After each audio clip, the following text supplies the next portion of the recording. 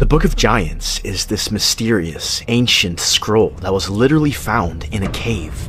It's this story about the Nephilim finding out they will soon be destroyed by a massive flood. Now, this book is completely fragmented, so I used a combination of artificial intelligence and my own research to compile an animated story from these 2,000-year-old scrolls. Ladies and gentlemen, this is the modern Book of Giants.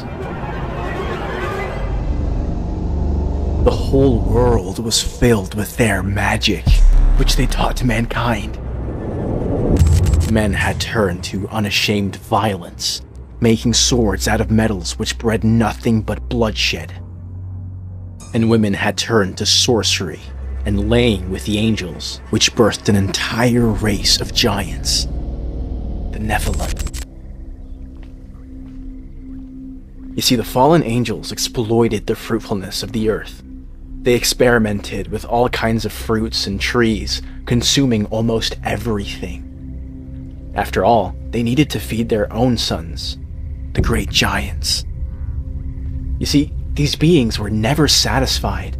They were always hungry, and we actually tried to keep feeding them, but our food was simply running out.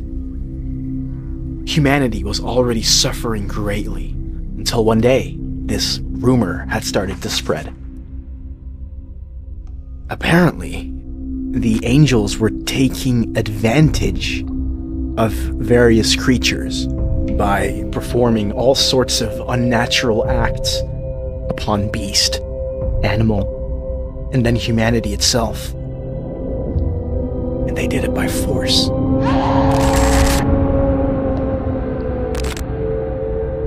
You see, it was 200 angels who came down in the days of Jared. And eventually, these angels started to capture humans. Along with 200 beasts from every animal and from every bird, for crossbreeding. They were experimenting on us. They were mixing and matching these different creatures to create something new. So they defiled humans and animals and gave birth to these strange new creatures who were alive and aware, but they lacked true knowledge. They weren't like us. See, eventually they introduced these new animals, some of which towered into the sky just like the giants, but they were unhinged monsters and relentless. They craved for flesh and blood, and they'd lose their minds for it. And as these beings multiplied, so did the bloodshed here on Earth. The monsters and the giants devoured humans, literally tearing us apart, limb from limb, and drinking our blood. As monsters and giants reproduced with angels and humanity, the Earth descended into deeper and deeper corruption. The fallen angels had defiled all creation and tainted the Earth with their vile fingerprints. So humanity called out to the Creator, and he responded with a promise, a prophecy for the coming of a great flood. You see, there really isn't anything that scares a giant. But one day, Mawe started to have these nightmares that seemed to foretell a grim future. A future where all life would be destroyed except for one man and his sons. You see, at this point, Mawe was not the only giant having these types of dreams. So, after waking up, he goes to the assembly of giants and monsters to discuss what he saw. It was clear. The group quickly determined this dream to be a vision of impending doom, a cause for cursing and sorrow.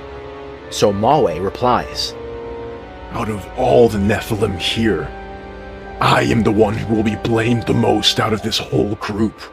I will have to go and hear the spirits of those who I've killed, complaining and crying out that we'll all be destroyed. What will happen to us when we die? Suddenly, this old giant named Oya steps forth. He seemed quite unaware of what was going on, so with a confident voice he says, What are you talking about? Who showed you this vision, my brother? I dreamed it, but it was more than just a dream. It felt like a prophecy. Silence fell upon the assembly, and the giants start weeping. Then Oya said to the group, This doom is surely not for us. This judgment has to be for the fallen angel Azazel. After all, he's the one who taught humans all of this corruption. And plus, surely our father angels won't just let us all be neglected. There's no way. We are not to be cast down. We giants and monsters, we have strength, and we can resist if we have to. Shut up. Oh yeah, just... But silently, they all knew that fighting was useless. Then this giant named Gilgamesh steps forward. He was a wealthy and confident giant king here on the earth. But with a downcasted look, King Gilgamesh starts stuttering with fear. He said, I am a giant, and with my ridiculous strength, I can conquer any mortal man. I have made war with the humans in the past, yes, and I've crushed them. But brother, I cannot win against heaven. We could never win against the angels. They are way stronger than all of us. All the monsters and giants were steadily growing more and more afraid.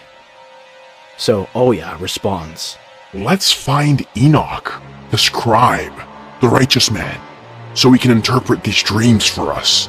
So Maui went to go and find Enoch. Enoch, we really wish to know the meaning of these dreams we're having. We think it's a vision about our destruction. But if these dreams really mean the end of us, then at least tell us how much longer we have. So Enoch presents Maui this mysterious tablet. Written on it was this prophecy about a coming judgment. It's a message for your fathers, the angels, for the monsters, and for you. Enoch begins to read the tablet out loud. It said, In the name of the great and holy God, this message is sent to Semyaza and all his companions. The land is crying out, complaining about you and the deeds of your children. Behold, destruction is coming by a great flood. You will all be severely judged, which will destroy all living things. Then Enoch looked up to the giant and said, The meaning of your dreams, Maui, is judgment. You shall be punished for all the evil you have committed here on the earth. But if you repent and pray for forgiveness, maybe, just maybe, you may be saved.